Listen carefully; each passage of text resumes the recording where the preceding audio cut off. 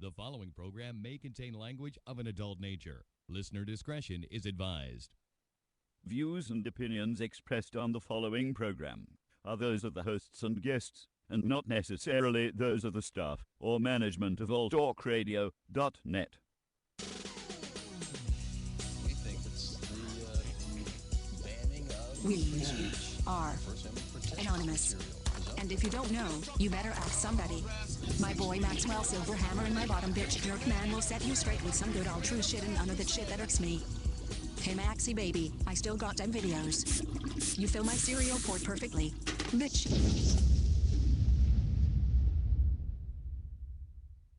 Ah, yes! Finally kicked those fuckers off the air. It's about goddamn time. I got sick of those fucks. Yeah, that GJ Jerkman and Maxwell Silverhammer with all their goddamn anti-corporate You know what? talk. I'm just be happy. We're gonna go celebrate right now. I think we should go do some golf and butt fuck one another. Oh, that's the greatest.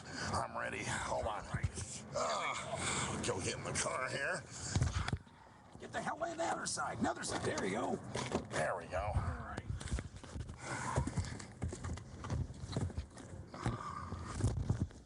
Oh, this is a great day. I'm gonna start it up now. You ready? These bastards. Let's go. Yeah. Bora Bora. Here we go.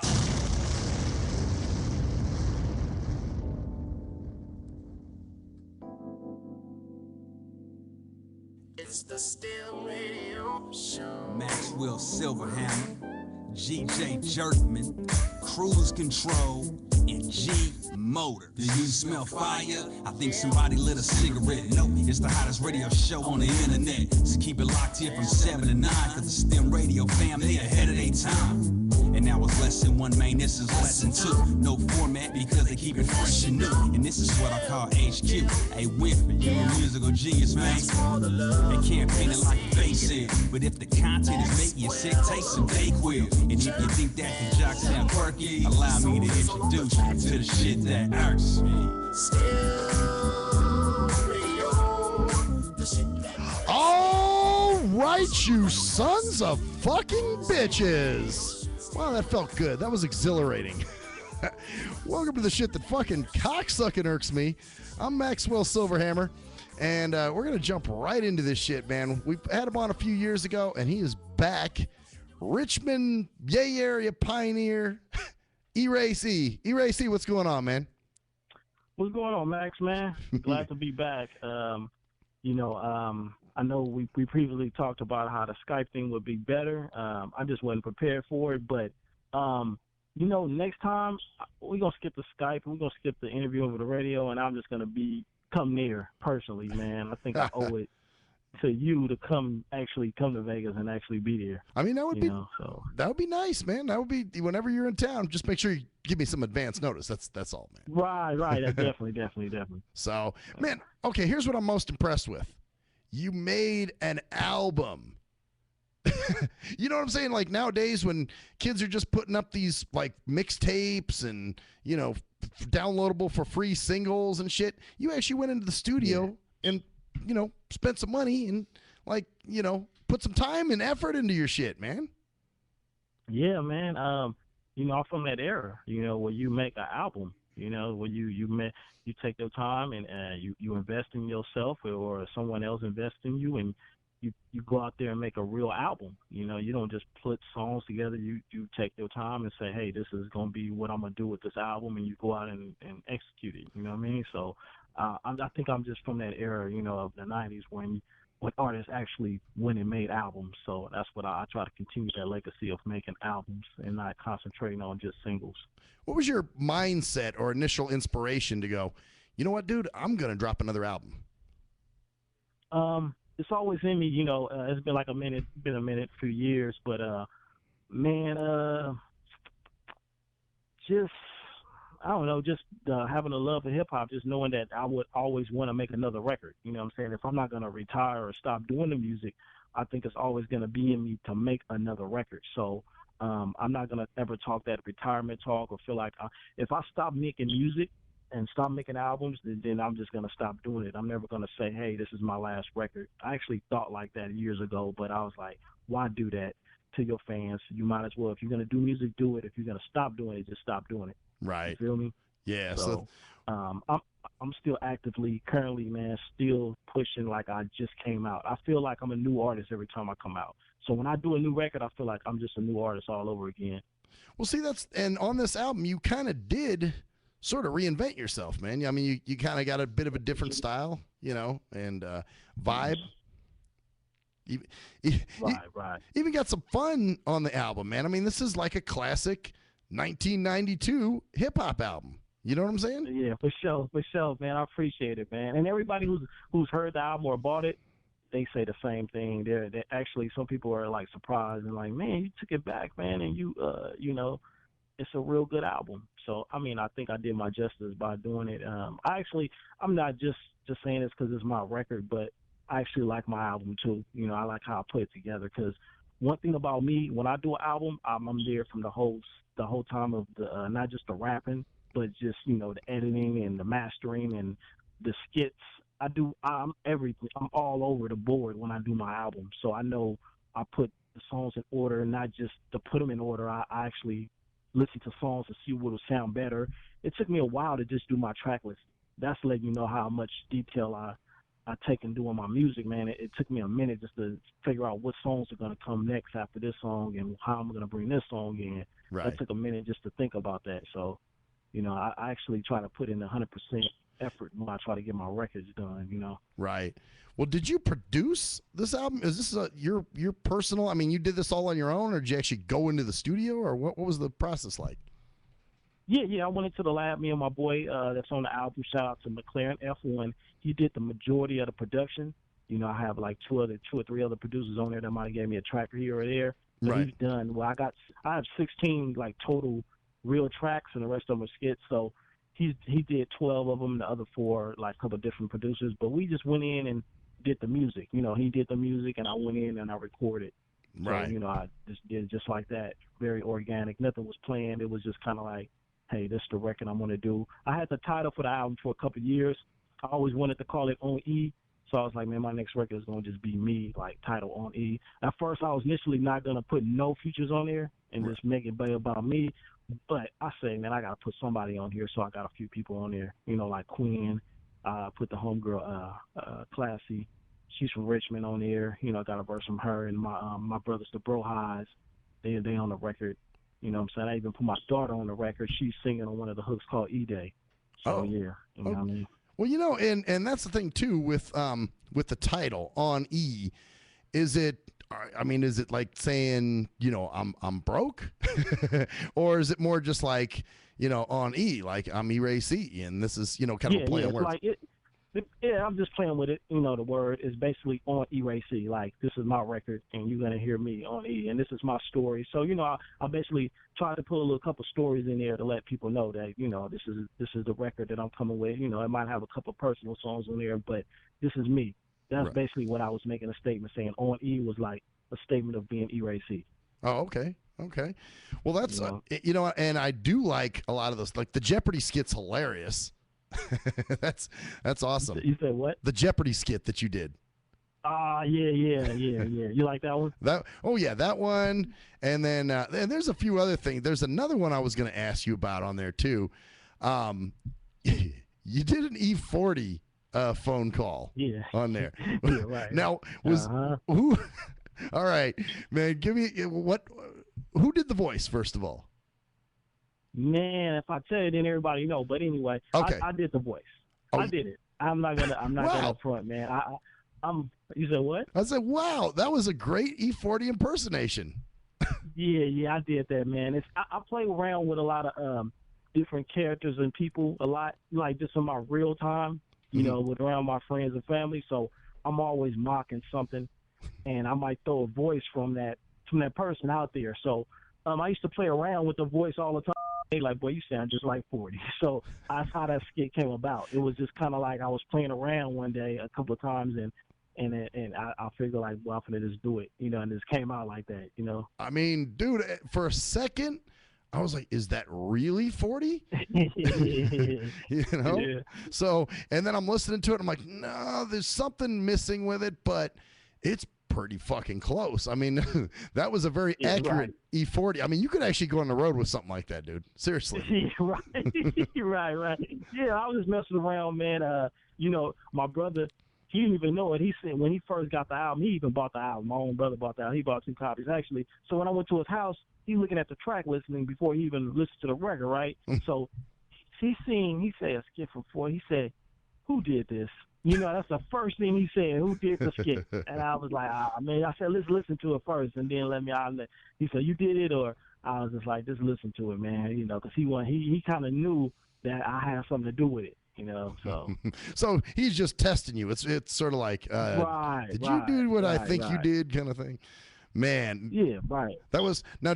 Was there a little beef with you and 40, or is it just you just no. I mean, and that's one thing. Let me clear this up, just for anybody who ever listened to this who actually had an album. There's no beef with 40. It was supposed to be a fun skit. You know what I'm saying? So, and I actually think if 40 heard it, he would think it was funny too. Hopefully, I would pretty sure think. I mean, I don't know 40 like that, but I mean, I think he would think that's funny too. Now, some people look at it different because you hear me hanging up on him. You know, at the end, so that's they where think like, you know, no, that's no beef, man. That's just supposed to be, man. It's straight up hip hop, funny skits. That's what, you know. I'm from that era, man. NWA did it.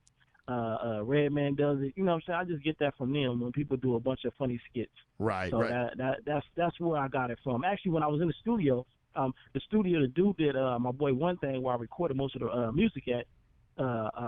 He's from Vallejo, and he was telling me, he was like, man, you know, I said when I first did it, he was laughing so hard he was barely couldn't punch me in and do all the knobs because he was on the floor laughing when I did. He said, man, you sounded just like 40. And I said, you think they're gonna think something wrong when I did it at the end? He said, nah, man. He said, man, it don't matter what they think, man. People think what they want to think. And 40 was his favorite artist. But so for him to not even think that and thought it was funny, I was like, okay, it's a done deal. I'm doing it. Right. You know what I mean? So. Well, I thought it was funny, but I was like, I wonder if that was a dig at 40. Why? Because you know? you get that vibe probably at the end when I hang up on him. Right. Like, That's he's talking too much. Yeah, but it's supposed to be funny, man. It's just part of hip hop. You know what I'm saying? I take it back to hip hop, man. I have nothing against 40. 40 is so, you know, he's on a whole nother level. I'm not trying to compete against dude, man.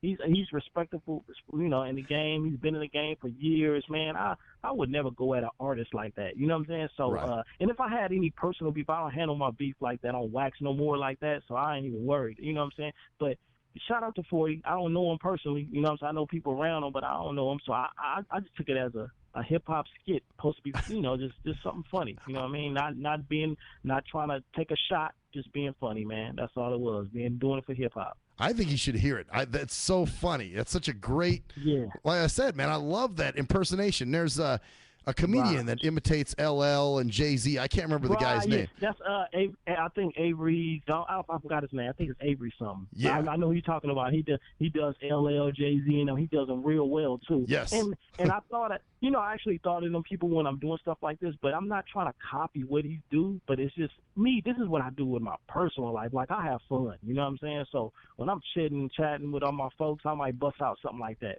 And they be like, boy, you crazy, you know. So that's how the skit came about. Like I was saying, man, it's just having fun. Well, that's like I said, the whole album's solid, and it really takes me back, man. It's refreshing to see, because like I said, man, I got people that hit me up that never released anything, and because they have a free downloaded mixtape or some shit, you know, they think they should be able to come on the show, and I'm like, dude, you've never sold a fucking record in your life, dude. Right. So it's weird you said this, man, because another guy, I just sent some my music over in my bio. I didn't even send the music over. I'm being real with you, Max. I actually sent my bio over to a place that from where I'm from, Richmond. They do articles on Richmond artists or whatnot, and I sent my bio over, and just the bio alone, when he seen it, he was like, he said, man, I'm glad you sent this over, because he said artists don't usually, they want me to go find their Facebook pages and their Twitter account and try to look for information. He said, you actually sent me something I can work with. And he said, people don't usually do this when they send me stuff. They don't send a bio. They just want me to find stuff from them and, you know, and figure it out. He said, you gave me enough to work with where I can write the article now. I said, oh, man, that's cool. And I just talked to him today about it. And he was like, man, people don't do bios anymore. You know, I was like, oh, okay, I still do them. Man, that's a kind of a sad commentary too, because what he's saying is people aren't professional anymore, and it's okay. Yeah, You know? right. Yeah, So- and I got all this game. It's from the '90s, so shout out to all the people that came before me around that time. You know what I mean? All these, we had to have bios, we had to have EBKs and press kits. You know what I'm saying? You had to have that type of stuff. You know, now people feel like, not nothing against them, but I got a mixtape, so this is gonna talk for me. I got a Twitter and I got a Facebook account that speaks for me. People don't know.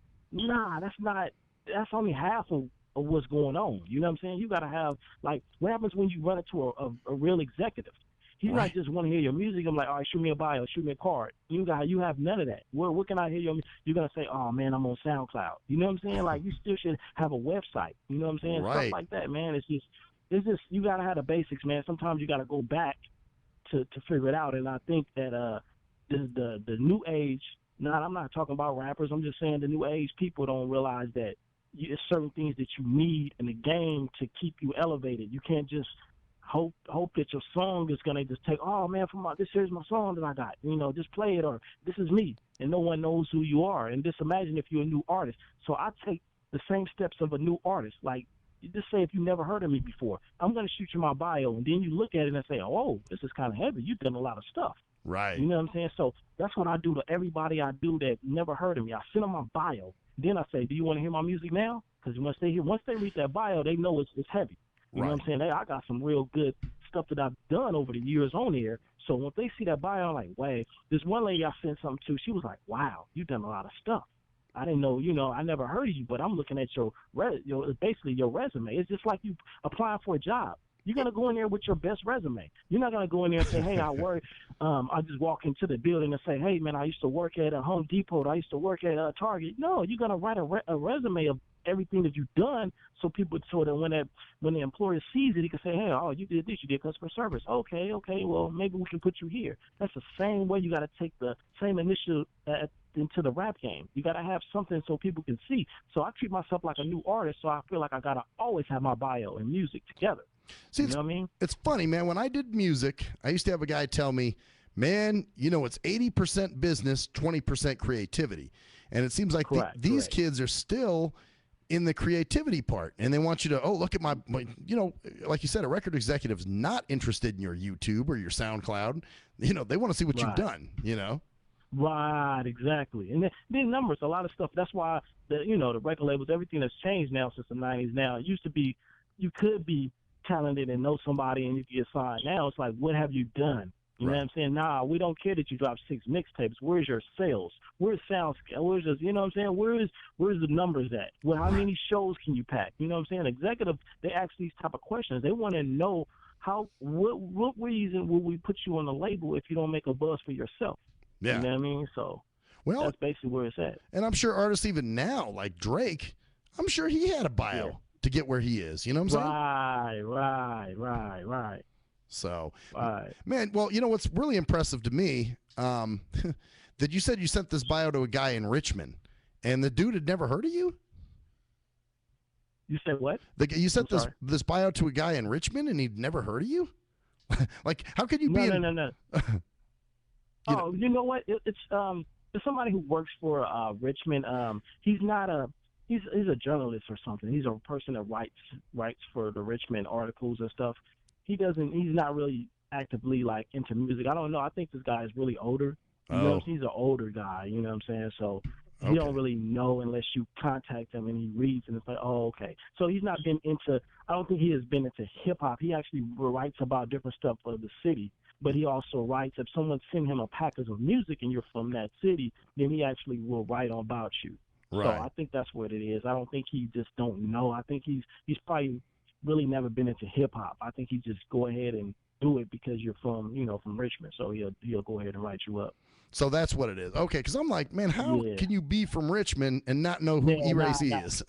Right, man. And I always be surprised over the years, man, when and fans and people that just know me. I to this day, I'll be kind of like, well, you know who I am?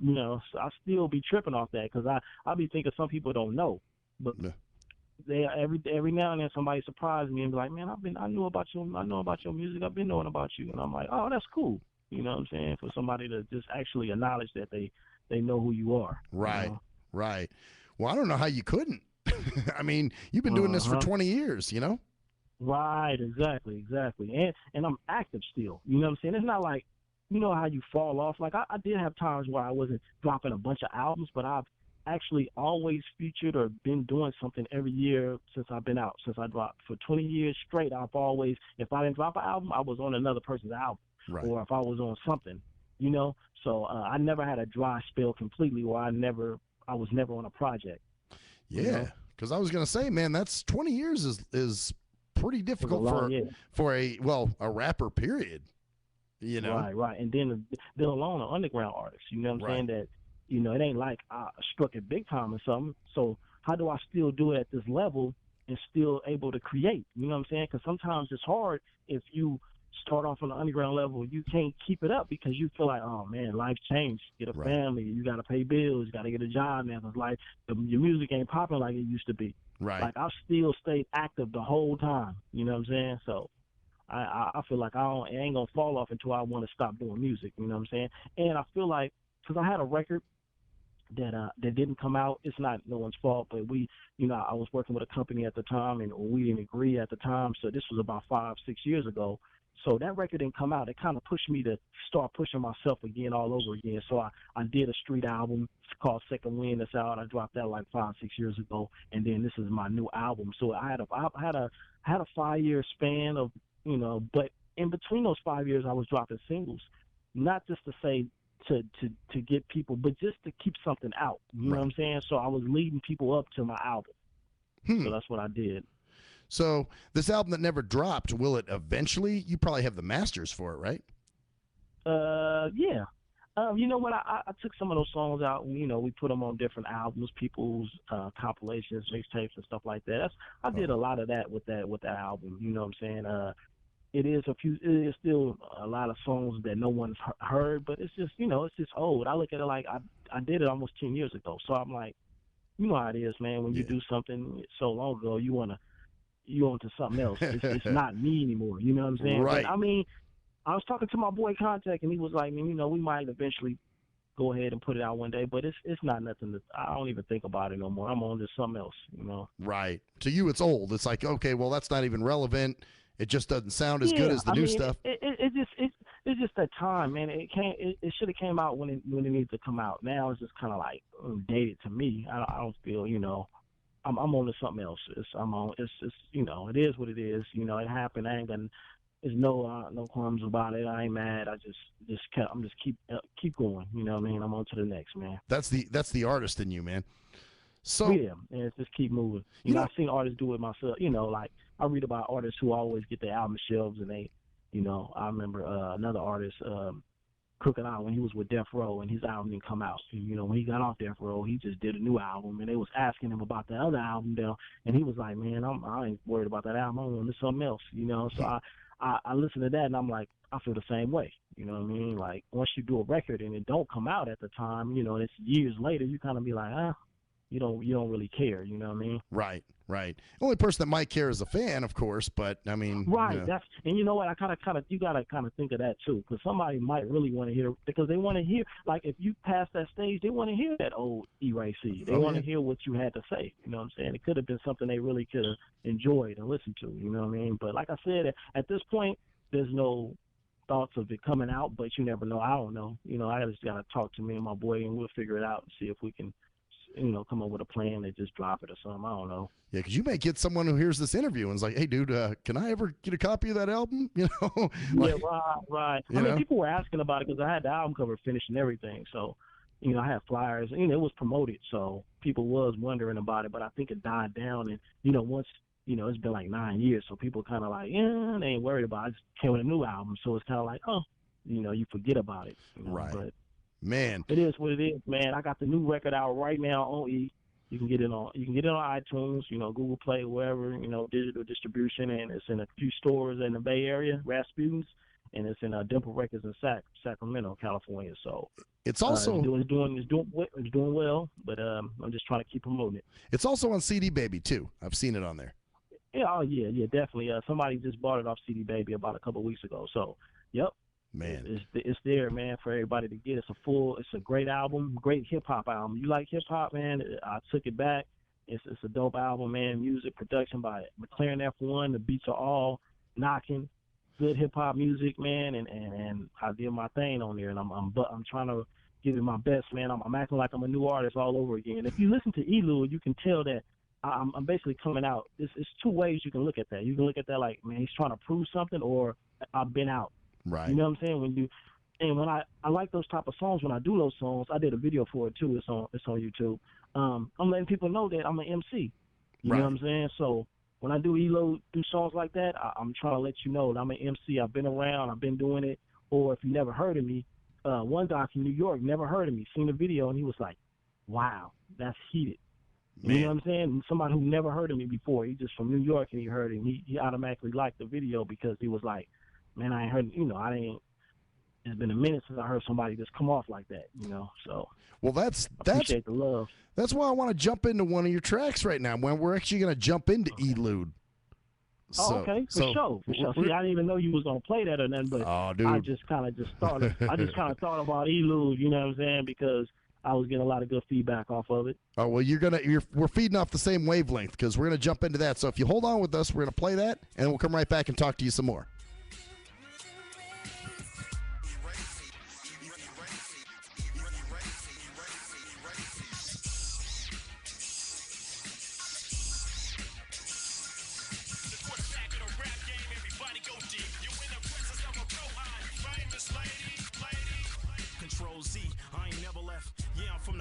Keyboard always on the desk. I'm on your smartphones. You can't do without me now. Text all your friends.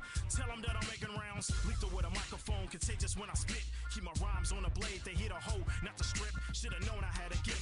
Cause I do this with a purpose. Can't downplay my attributes. I have more at the surplus. Nervous? What would I be? I deserve this. Never had a demo. I drop albums for your service. Get plugged in like some headsets. Whoever made them. Where I'm from, everybody had D. Baltimore Ravens. Do my thing like I'm Harbaugh. Not John, his brother. Fly heads first year. No tricks like Ringling Brothers. Chose his pad, my bad. More like it chose me.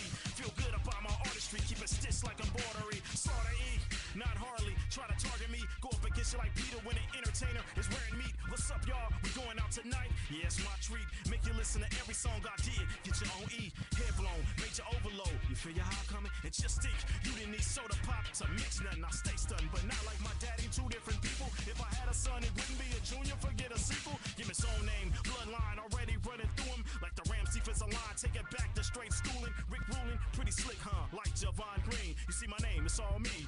I don't have a team. Won't get a call unless it's tack. I don't get mad, I just attack. The track like a title bout. Always got something to talk about. Not a beast, I'm a human with live organs and cells. And if not, I just been placed here to blend in. I did it well. A Golden State Warrior like Spree well before the Knicks. Purple and gold, but I ain't wearing it. Let's say buy me a fit. At the Z, then the Allen. Now you got director credits. When I ride on premium, never unleaded. They said the game didn't change, won't worries. Why would I sweat it? Give you my heart, but in return, I want my cheese, don't wanna shred it. I ain't on one, I'm on seven. Me completion, divine. Throw it up like the best symbol. Betty out a gang sign. I got African brothers. Yeah, we all on the verge. You wanna press me, drop an album without using the N-word. I've been heard, I'm just here to continue my presence. Smooth at certain times, but I can be lyrically aggressive. Restless, like the 2000 album, loud release. Code MC, dropping nothing but heat. That's at the least. Who am I? E-R-A-S-E-E. Yeah, boy, a real MC.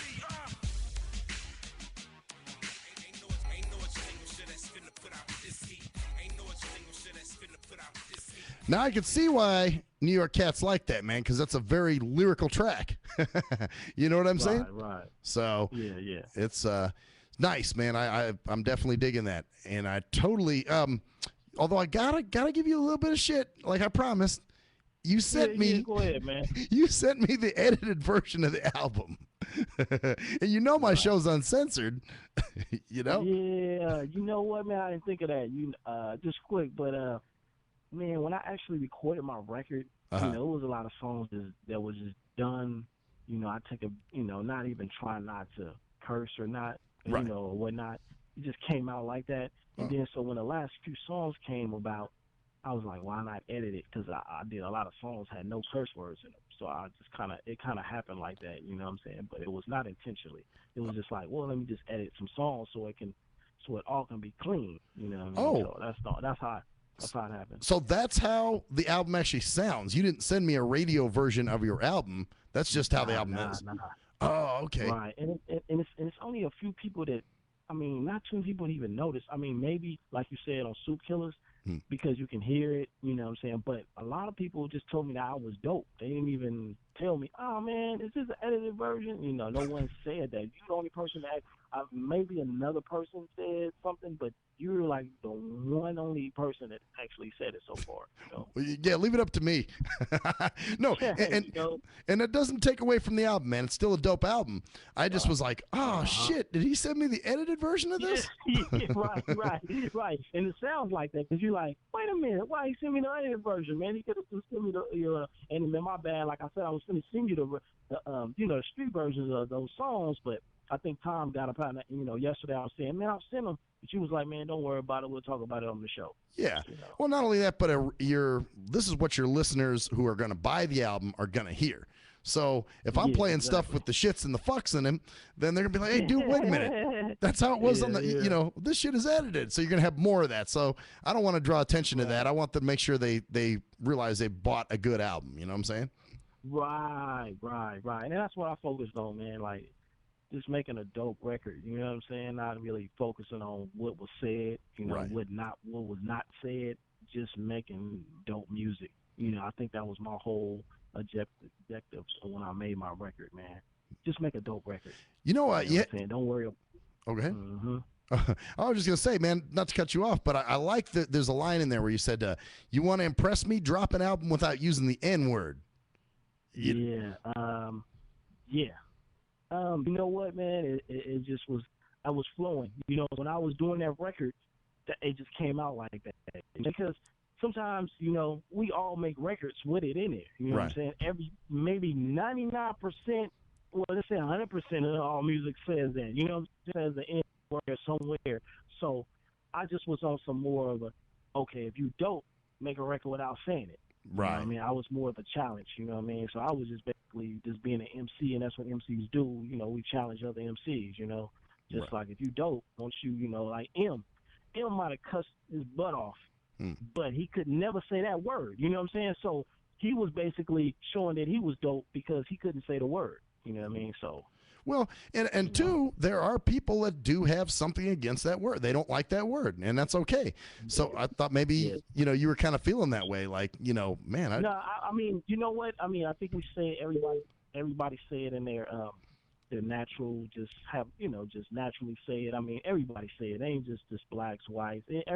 Everybody might say the word, and I'm not caught up with the word on that level. Right. I was just more like, it was a challenge for me, more like, okay, you don't use the word. You know what I'm saying? Let me see you not use the word and still make a dope record. Right. That's where I was at with it. I'm like on the fence when it comes to the word. You know, like sometimes, you know, but I use the word, so I can't really say I mean, you shouldn't use the word if I'm using the word. You know what I'm saying? Right.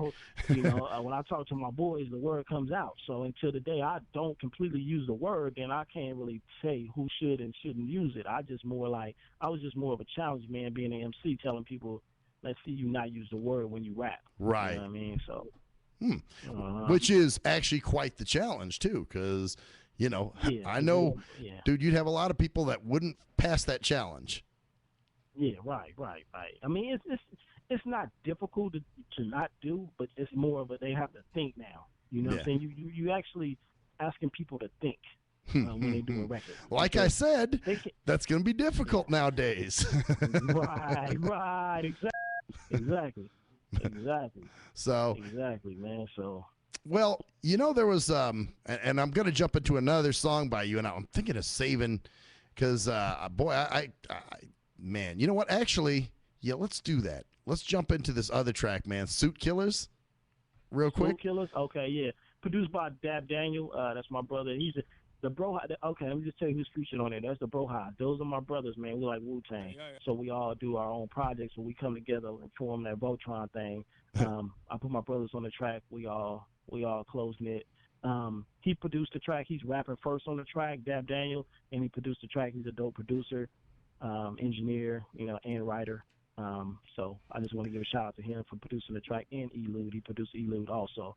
So, but he produced this dope track, man. And before you get into it, let me say something quick. Okay. How that track came about is about, just everyday life. When you at work and you don't like your supervisor, you don't like your manager, and you like, man, get this, man. You know what I'm saying? So that's where it came from, like taking out your supervisor, man. So I thought it was clever to do, something people can relate to, and I wanted to make it like kind of clever, you know what I'm saying? So if I ever do a video for it, I'm gonna try to make the video like how we was busting on the song, you know what I mean? Like really taking out the supervisor and doing stuff like that, you know what I'm saying? But Right. you go ahead. I love the concept, man. Let's jump into it. So here we go, Soup Killers. Okay, no problem. Yes. Hey, don't give me no back talk. I told you to do what you needed to do, but you decided to do what you want to do. I'm the manager here, you do what I say, right now.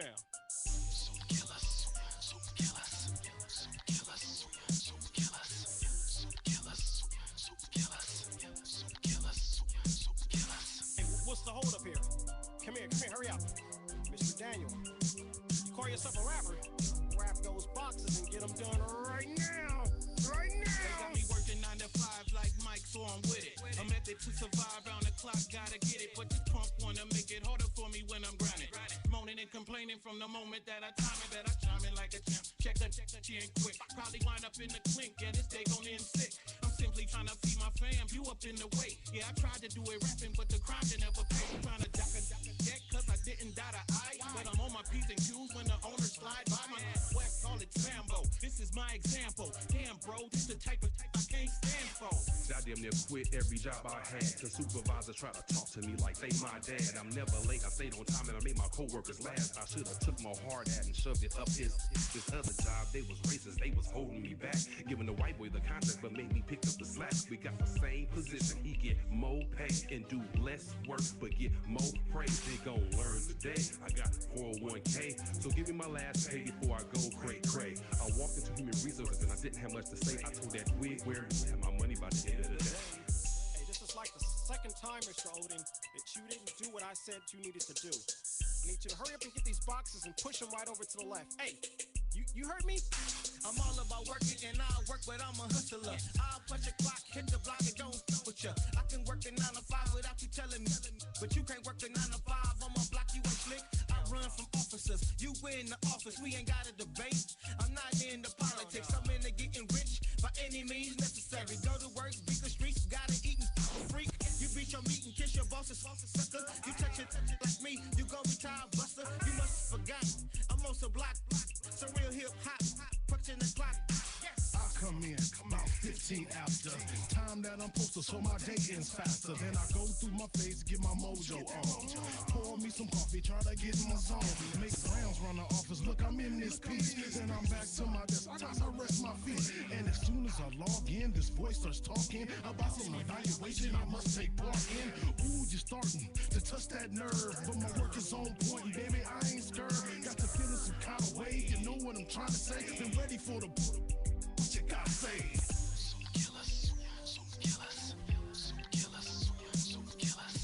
Hey, Mr. Westbrook. I think we got a problem here. I think that we have a miscommunication. You think because you've been here longer than me? No, you do what I say. I work smart, not hard. Don't tell me how to do my job. You run your mouth like you're signing my checks. You getting real close to getting souffle. I've been here longer than you. Forget your title, I'm still stronger than you. Adjust your glasses, fix your face, you fat bastard. You're gone without a trace. Thinking you know, but you really don't know how much I really wanna hit you with a fofo. I can't stand you, you make me wanna quit and leave you with a broke neck and a fat lip. You're lucky I got bills to pay, cause I got a lot more to say. You a sucker, hiding behind a desk with your dumb ass. You ain't even worth the stress.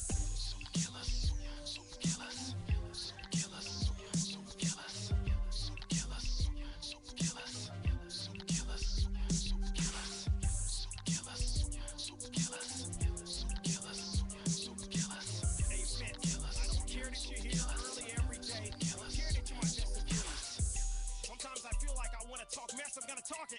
Get man. Get this done right now. Y'all better leave me alone, man. This is not the day.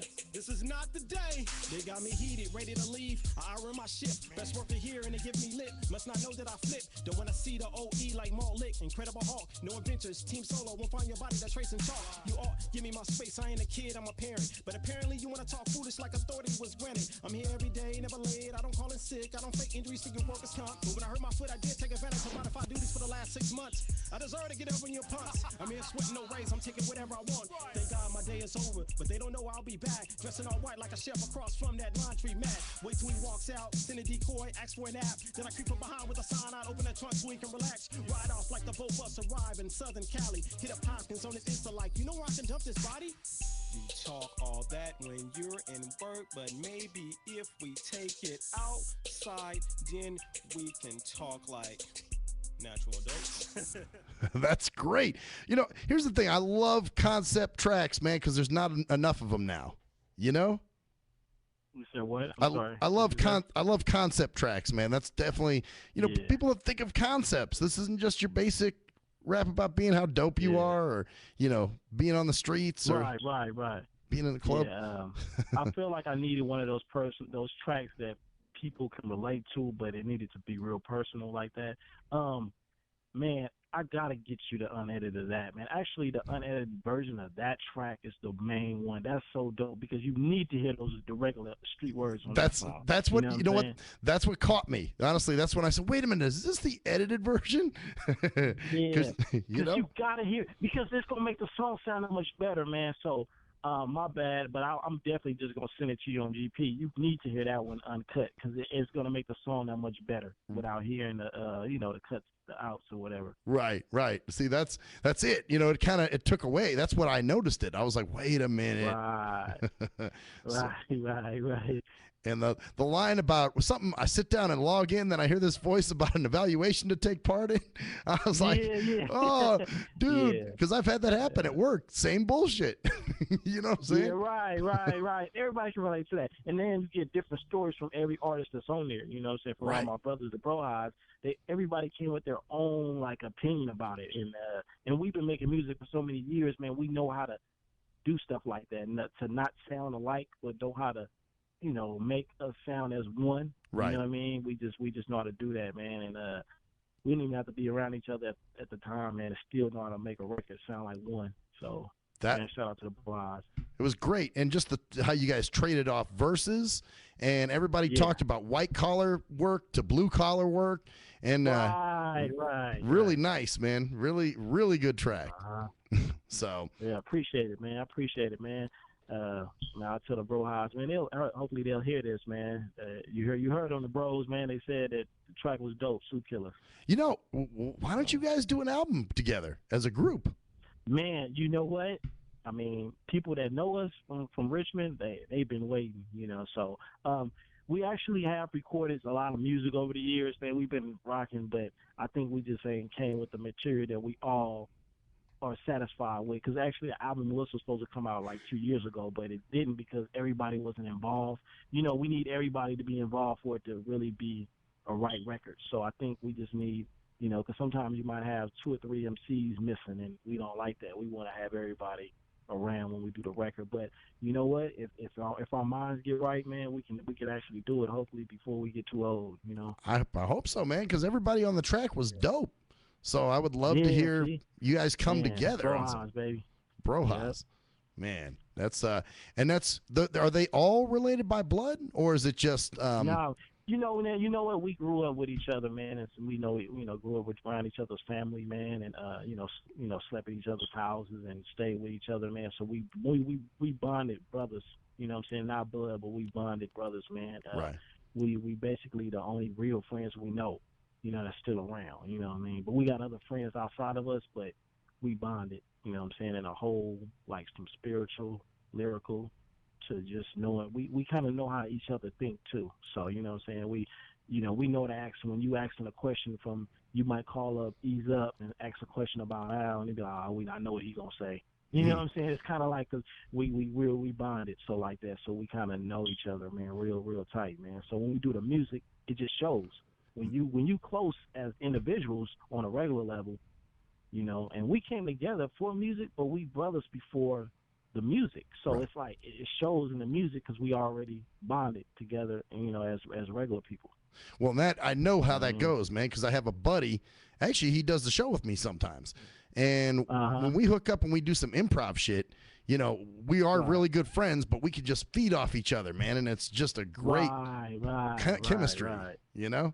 So, yeah, man. Hey, y'all heard it, bros? Max said it, man. We should do an album. The Brohas, man, they waiting. I'd love to hear an album. Love to hear an album with the Brohas, man.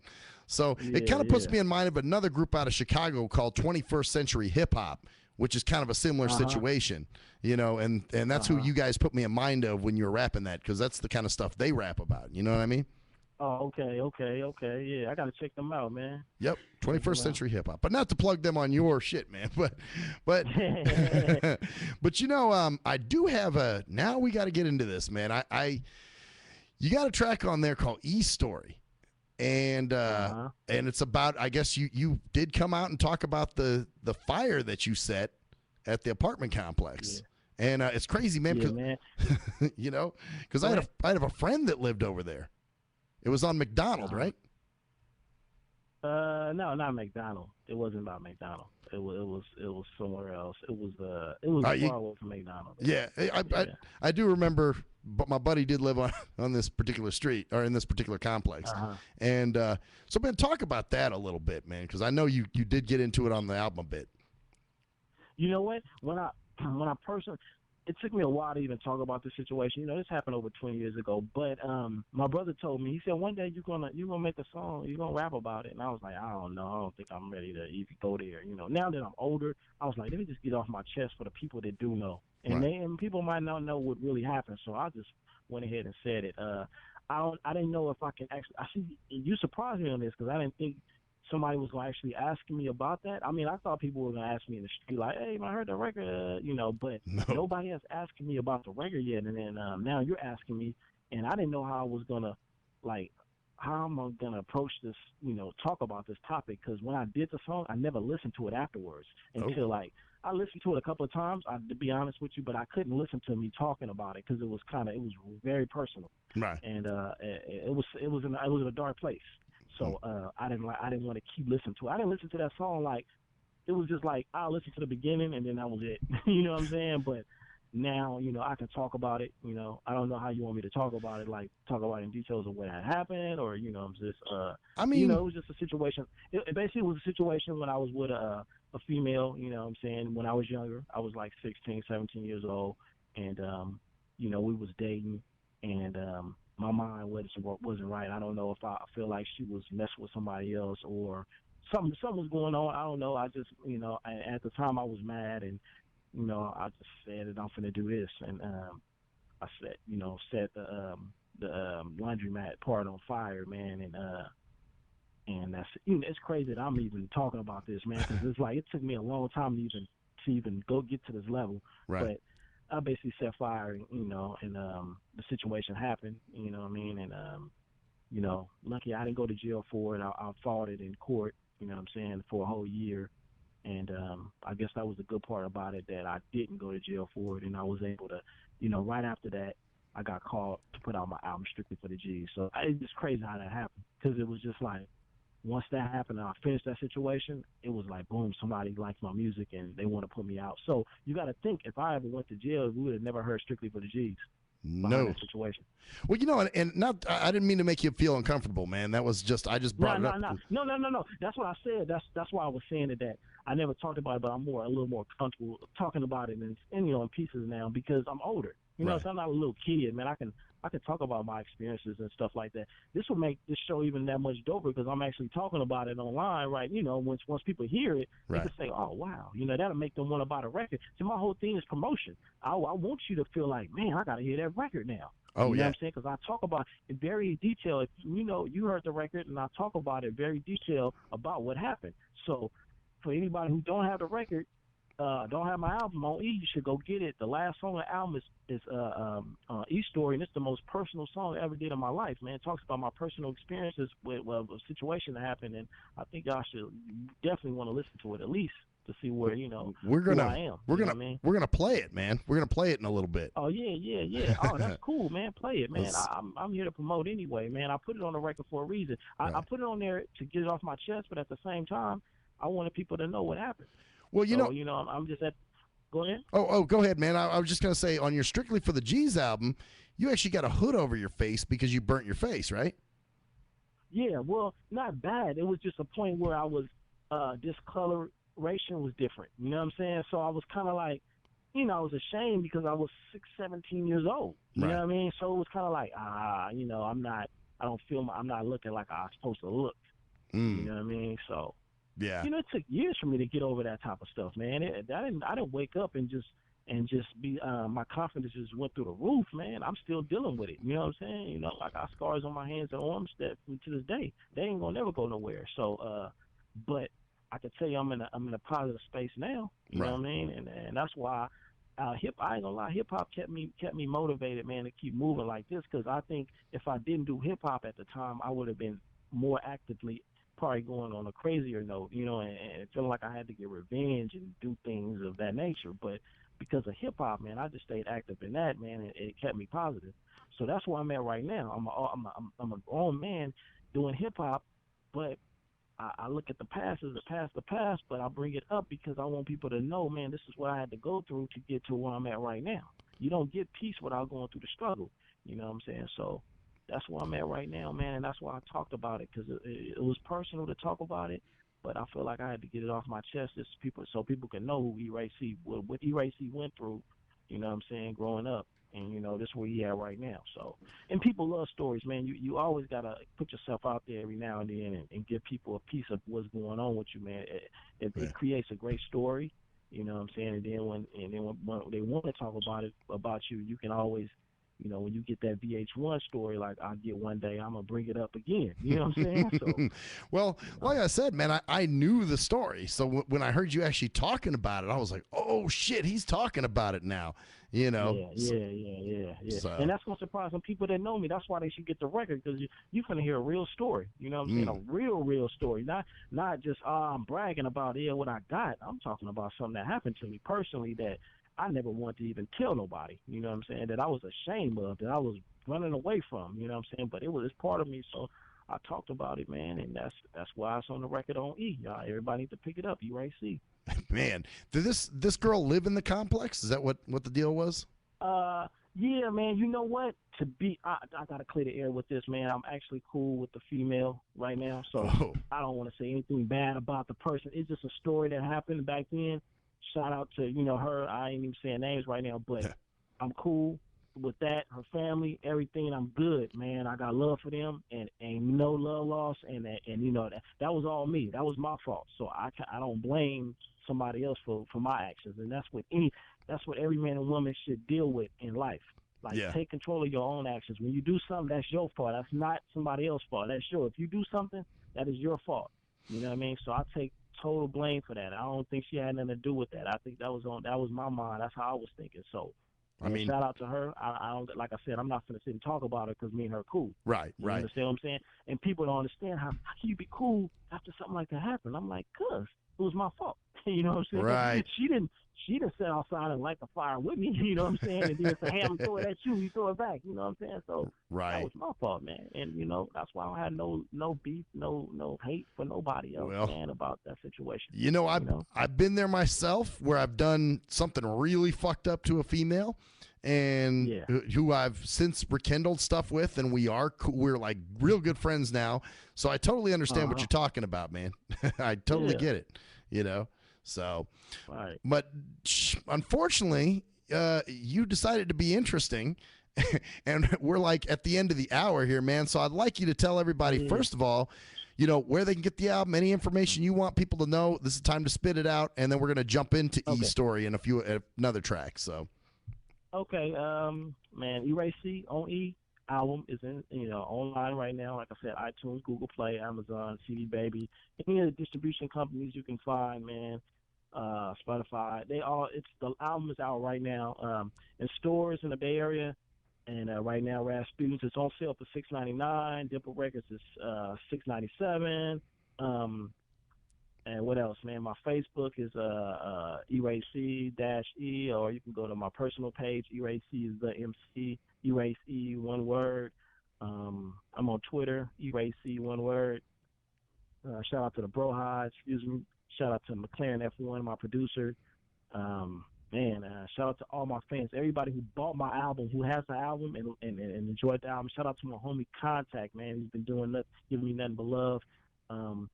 Shout out to anybody who bought the record, man, and and shout out to anybody who ever took time to even like any of my comments or anything I had to do with ERAC, man. I shout out to all you guys, man. I love you. I'm a genuine person, man. I don't sit around and talk about people behind their back and be like, this person ain't gonna do it. I don't consider myself the tightest MC. I consider myself a continuous MC of being dope of me. I ain't here to battle. I'm here to battle myself and be doper than what I used to be. So, man, I'm just doing it for hip-hop, you know what I'm saying? And I feel like I'm one of the dope MCs, even though I say I ain't, but I got to prove that, you know what I'm saying? I got to continue to put out music. So that's what I'm going to continue to do. Album in stores right now, online. Go get it. ERAC on E. Man. And definitely pick it up. I'm telling you, if you're into that 90s shit, you know what I'm saying? Like, just the feel. I mean, it's not that it's a dated album either. I don't want people to get that twisted. Right. You know, it's up to today's standards. You know what I'm saying? You evolved the right way, I guess is what I'm trying to say. You know? Yeah, man. Yeah, I appreciate that. And, you know, when I'm listening to my record, I'm hearing songs that make me feel that way, man. I need to tell everybody about I'm going to do probably my next video coming soon, Left Side. That's probably going to be my next single. We made Spice One, Welcome to the Ghetto. Yep. We replayed that my boy in McLaren F1 replayed it. He did it all the way over. And I came with a dope track, Left Side, man. It's dedicated to the West Coast. I almost played that one too, man, but then I was, because I was actually torn between, well, what am I going to do? Because I only try to pick 4 songs that I'm going to play off the album. So I'm right. Yeah, and I appreciate you even for about to play this personal song called E-Story, man. Hopefully, when you play this record, it encouraged people to go get the record. You know what I'm saying? Because they about to hear something very personal that if you ain't got the record, it's probably going to make you feel a certain way. You know what I'm saying? I even told the engineer, I said, hey, man, you might look at me different after I record this song. I had to tell him that because I'm like, this is something so personal and you ain't even know about me. You know what I mean? Wow. I'm about to recite lyrics something that might blow your mind. So, man, after you hear this record, man, hopefully you go pick up the record, man, because that's just how dope it is. I hope so. Shout out to 9D Beat Squad for doing that record. 9D Beat Squad, my boy PT. He dope on the, you know what I'm saying, on the music, man. Shout out to him. I actually got to send him a song for his new album coming out, man, right after I get off the phone with you. Okay. Well, ERAC, man, it's always a pleasure. You're always welcome back. And hopefully you keep dropping music so we have you on again. And we'll do this again, man. And we're going to jump into the E-Story, and we'll talk with you soon. All right, man. I appreciate you. Thank you, Max, man. Appreciate everything. And y'all pick that album up right now, man, when y'all get a chance, man. ERAC, I'm still here, still active. Right on.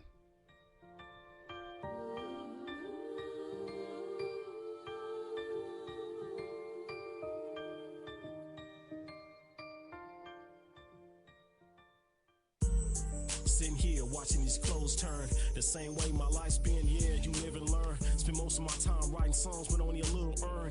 Blame nobody but myself if I didn't see a return. I understood early this can happen when you do it yourself. What you put out, you might not get back. I took those steps, it felt good though. Every moment precious, like my sister name. Times left me restless. It's been years, man. I got a whole menu.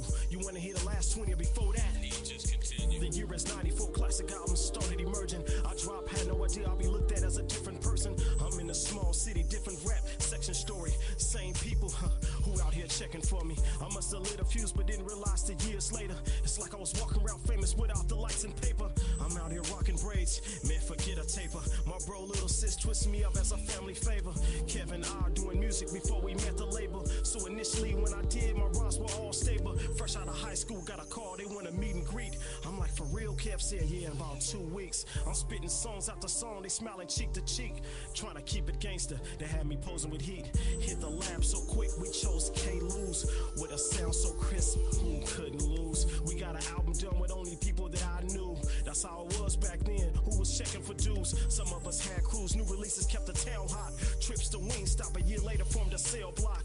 That was was me, slick, blackmailing the bros. Some had a chance to put us on, they got stuck and they froze. No street beef, I'd rather do shows. But the pressure of life had me pausing it slow. Injected with the highs as well as the lows. From a concrete jungle, I came a rose. Yeah, I remember going to the distribution company. It was called Solar Music Group. You know, that's who I was going through City Hall. And I was at the place, and my manager at the time told me, hey, we got this compilation coming on.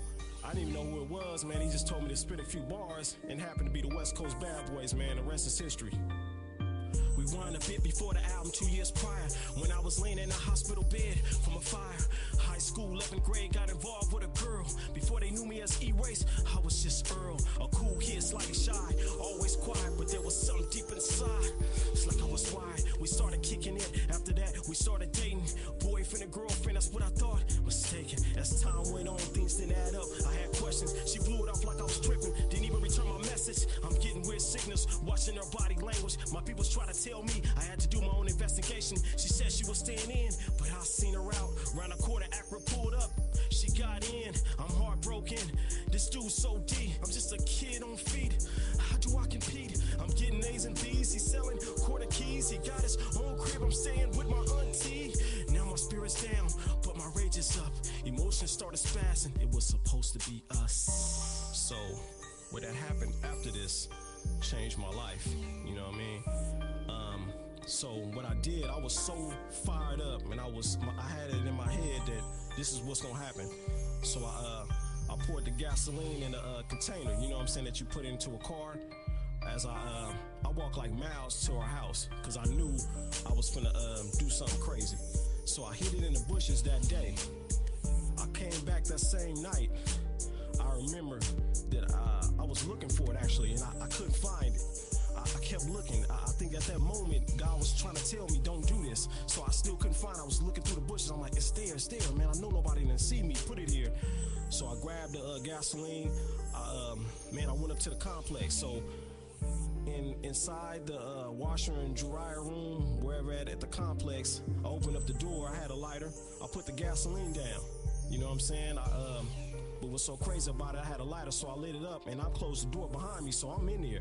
So it just flamed up. You know how fast fire, it just flamed up on me real quick. And I jumped out the window, and I remember that time everybody was screaming, the door open, and I looked at myself. I was like, damn, why I burned myself, man. Crazy situation, man. I don't even know how I'm saying this right now. This is the realest rhymes and realest thing that I ever said on wax. I know people that know about it was wondering, hey, but this is what really happened at that time. Wasn't on no drugs. I wasn't puffing nothing. I wasn't on no alcohol, man. This was just straight thinking of my mindset that was flashing. You feel me? After that, everybody called me crazy. You know what I'm saying? But that's what happened in that situation. But on to some other stuff. My early music career, I used to live across the street from my boy Chuck. That's DJ Iceberg. We started the group YMM. It was me, him, and J-Mac. My boy B. Marcus used to hang around with us. He had the little 4-second sampler. And man, we was sampling songs and we would do songs. That was my start. You know what I mean? From there, I was doing music. Then I started, I was in Mr. Oda class out in Richmond High. And my boy Kidnap, you know, we started doing music. So after the accident, you know, a lot of people counted me out, thought I wasn't doing music no more. But my boy Kidnap, he believed in me. He was like, "E, let's do this." So we kept doing music, and then from there, he heard somebody that liked my stuff, man. He called me. He said, "E, hey man, it's going down, man. I got somebody who like your music. Let's go forth." And then the rest is history, man. Strictly for the G's was brought out. You feel me? And you know what I mean? I don't even know what to say, but shout out to my bro highs, man. They've been there since day one, man. These are people I really love, man. My brothers, I love all y'all. Y'all know who y'all is. The bro highs, man, who didn't judge me even after all this stuff happened. I love them to death, man. And shout out to Contact. Man, you know, I want to shout out to all the studios I ever been in, from K. Luz to Poor Man Dre, Big Face, Duna, M.A.T., Cleaves, and one thing. Y'all got a piece of E-Ray C, because I recorded in y'all lab, man. Y'all got to know that I gave it my heart, and when I was in the studio, I gave it my all. Hey, man, but shout out to the realest person on earth right now, my bro, Laren, McLaren, F1, Owens. I love you, man. We did it. We doing it together. Hey, and we set out this dream, man, and we gonna continue it. I'm still on the journey, y'all. Don't judge. The E story. E-Ray C. Thank y'all for listening.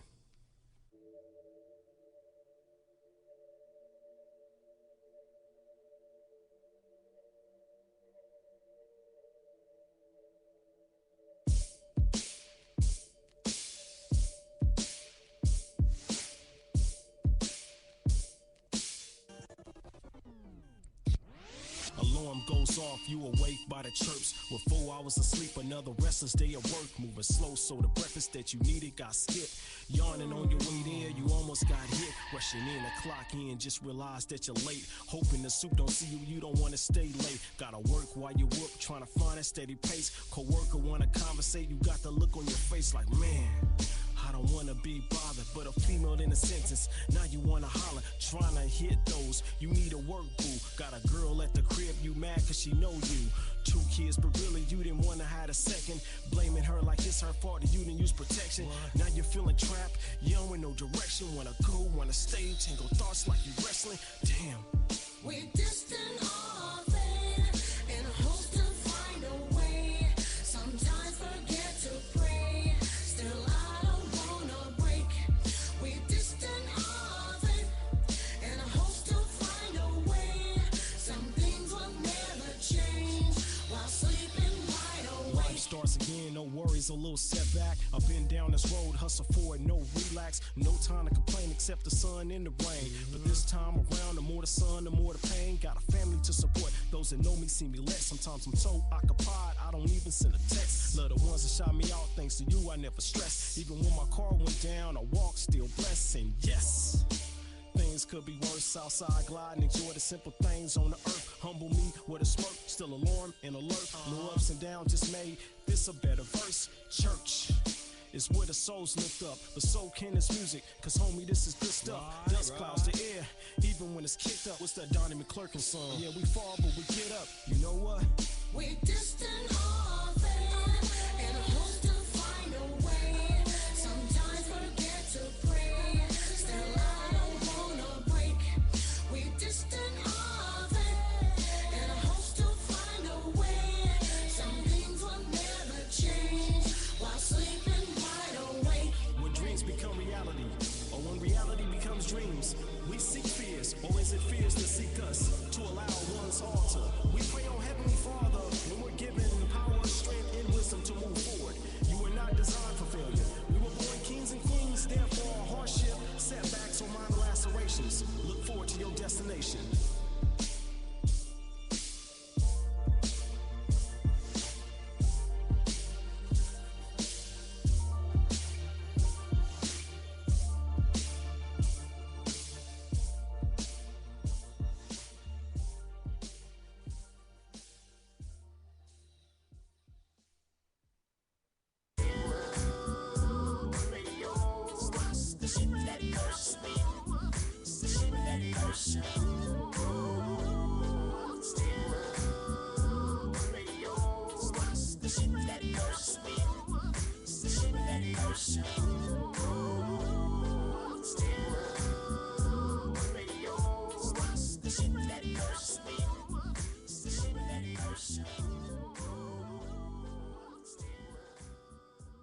If you're a fan of hip-hop and R&B, join me, the Bruh Ren, for a full non-stop hour of back-to-back slappers. Back-to-back slappers. Where the playlist spans from genres like R&B, soul. R&B, soul.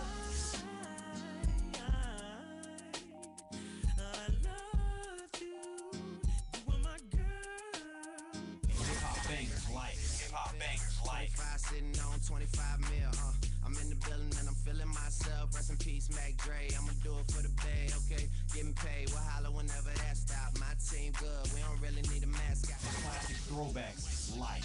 Well, I'm peeping and I'm creeping and I'm creeping. But I damn near got caught, cause my beeper kept beeping. Now it's time for me to make my impression felt. So sit back, relax, and strap on your seatbelt. You've never been on a ride like this before. Every Friday night at 9 o'clock Pacific Standard Time. And Saturday at midnight Eastern Standard Time. Only on the Tough Love Show on J&J.FM. Hey, most people don't plan to fail, but a lot of people fail to plan, and it really don't have to be like that. What you know about an IRA or a tax deferred 401k? What you gotta pay to the government? Ever heard of a tax exempt retirement? That's info most folks don't know. What you gonna do if you live too long? What you gonna do if you die too soon? Can your spouse afford the house? Will your family go bankrupt if you get sick? You got a plan in place to cover medical debt? I'm not talking about Advil, I'm speaking on long-term ill. You ever seen a bill from that home where Big Mama went to live? It's like $73,000 a year. How you gonna pay for that? How you gonna pay for that? How you gonna pay for that? How you gonna pay for that? You work hard every day, but you really don't like it. You're looking at a retirement crisis. Got a good education, got a good job, got the age and the time, but still got robbed in 2008 when the market crashed. Wanna tell your boss to kiss your bus pass, but you can't cause you upside down and your savings on life support right now. Said you can't cause you upside down and your savings on life support right now. So you wake up in the morning and you put on your game face. Then you run out the house late, headed to the same place. On the bus like I'm stuck in your core like I'm stuck. What you need is a solution, more income and less confusion. What you gonna do, where you gonna go, who you gonna talk to get the info and get money. You can talk to me, you can talk to me, we got what you need, or you can join the team.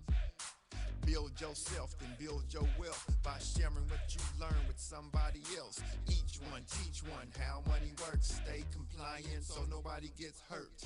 Move like a union, be ambitious. We all independent, follow the system.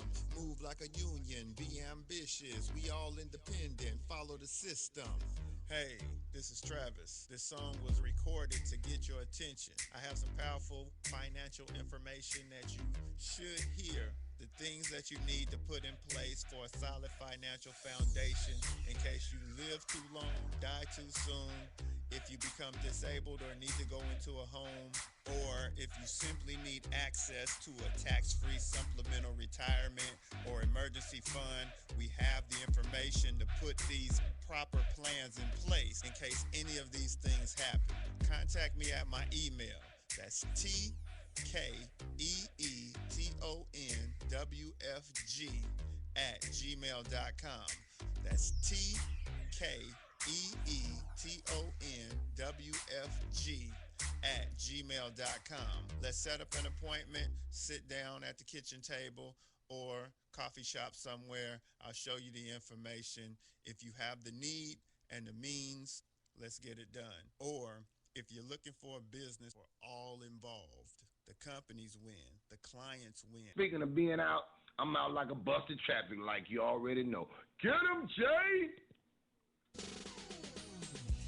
We think it's the banning of We free speech. are First Amendment protection anonymous. material is And if you don't know, you better ask somebody. My boy Maxwell Silverhammer and my bottom bitch jerk man will set you straight with some good old true shit and none of that shit that irks me. Hey Maxie baby, I still got them videos. You fill my cereal port perfectly. Bitch.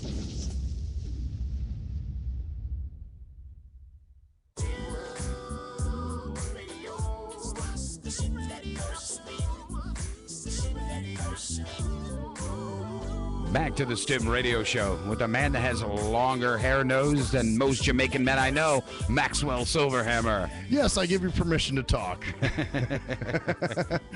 Oh, fuck, man. Well, shout out to E-Ray C for coming on and doing that with us. So that was really cool. Yeah. And good interview. Yes. Yeah, that's how interviews should be. Yes, they should. You know, instead of not boring. Boring.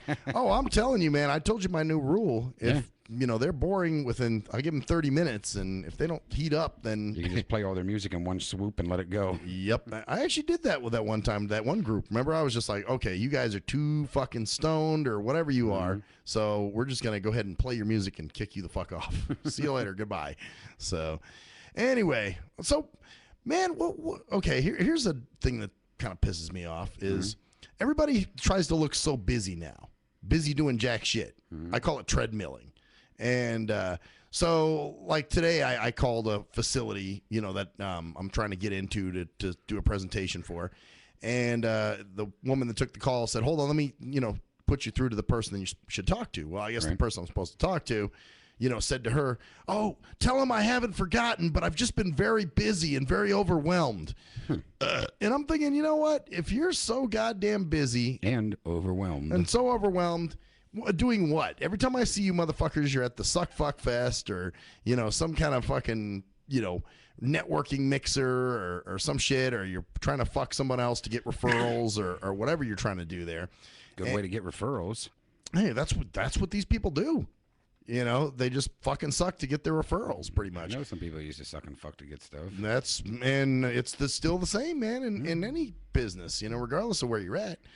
So that's basically what these people do. And it's funny too, especially in that senior industry, especially. I mean, these motherfuckers jump around from job to job. Like I'll see people, 1 month they're with one company, the next minute they're with something else, and some have been to like 4 or 5 companies since I've been going to some of these networking events. Right. But yeah, they always give me I'm so busy, I'm so overwhelmed, and then every time you see these motherfuckers, they're busy, all right. They're busy on social media playing fucking Candy Crush or fucking Candy Crush. Yeah, playing Candy Crush or taking personality tests or looking at their notifications. That's what they're busy with. They're not doing anything productive. They're just treadmilling. So whenever somebody tells you that they're so busy that they can't, because if you want to do some shit, you'll do it. Trust me. You'll make time if it's something you really want to fucking do. So hell, I mean, like I said, I don't speak from everything I talk about. I speak from experience. Right. So I'm speaking from experience. I've been that dude who will tell people, "Oh man, I'm just too busy, man. I've been busy." That is translation for I don't really fucking want to do it. So because if there's something I really want to do, I'll make time. Trust me on that. Right. So when people or even chicks, when you get females that are telling you that they're busy all the time and they don't have time for this or they can't talk to you all the it's like, yeah, you're not interested. You talk to me when convenient, or something like that. So yeah, the whole I'm busy bullshit is like, yeah, it just means that either A, you have bad time management skills, or B, you're busy with other stupid shit. And you're trying to look busy when you're really not. I'm so overwhelmed, and they're not. And they're not overwhelmed. Fuck no, they're not overwhelmed. So at least not that you know of. I mean, okay, you're a busy person. Yeah, at times. But but like you said, at times. I mean, there's things you make time for because you want to. Right. Like your girlfriend, your kids. I mean, you make time for that shit. Yeah, I'm trying to not do that so much anymore, but what, not so much for the girlfriend? Well, no, not to be so busy. Oh, yeah. Well, I mean, now you got you don't have to do archives, so that's a cool thing. And that frees it up a little bit for you. Yeah, I can't say that I don't like that. Yeah, exactly. So, I mean, you have time now if you needed it, to do the shit you got to do.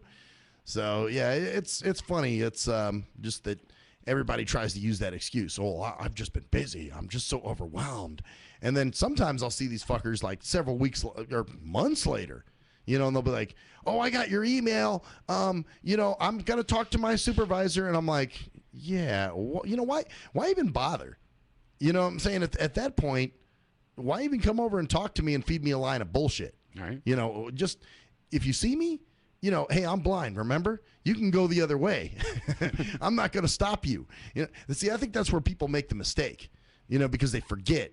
So then they come over and then they start talking to you. I think they're there, so they have to approach you. Right, exactly. Where I'm like, man, you can just avoid me. It's that simple. And honestly, I really don't give that much of a fuck about you to try to, track you down and go, hey, you never called me back or you never emailed. So, we just keep moving on with this shit. They feel guilty. Keep it pushing. Which, by the way, I never got a call back from that fucking cunt rag yesterday who, that I went down there to, Well, you can tell your thing's over. Yeah, that fucking cunt rag, bitch. So, who supposedly had a medical emergency but didn't even alert her work, to what was going on. I think she may have told one coworker, but that was it. But, the thing is, too, it's like you called me. It wasn't like I called you and you're just trying to appease me, right? And go, okay, and you schedule me on a day that you're not going to be there. Now you actually, wanted me to come down, and I even confirmed with you on that Friday, and you said yes. So here it is. The other thing that pissed me off about that is I set up, you only get 46 rides now on that monthly pass with paratransit. Right, I remember that a long time ago when they were doing that. Yeah, they still do that like that. Matter of fact, I've sucked up all the rides on my pass. Tomorrow's my last pass day, and then I got to start paying for the rides, for the rest of the month. Right. So, yeah.